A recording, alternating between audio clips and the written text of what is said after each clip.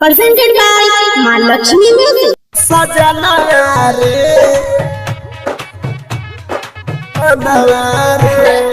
DJ Kanchan Raj घरवा में लागे नहीं बनवा रे सजना रे और देश में छुटल सजना रे हो घरवा में लागे नहीं मना रे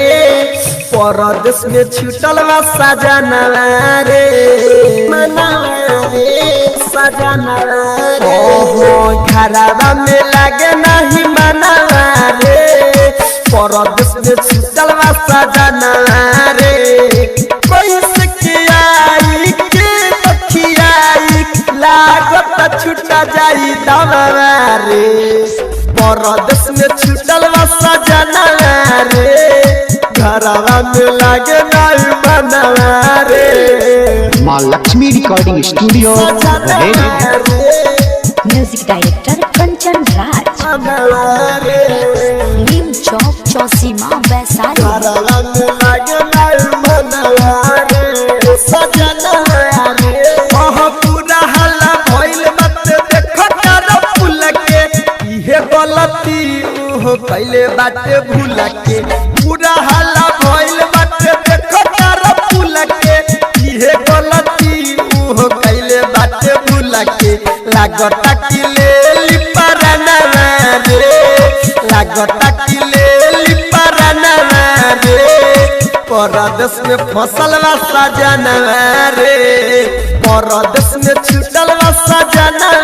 रे घरवा में लागे नहीं बनवा रे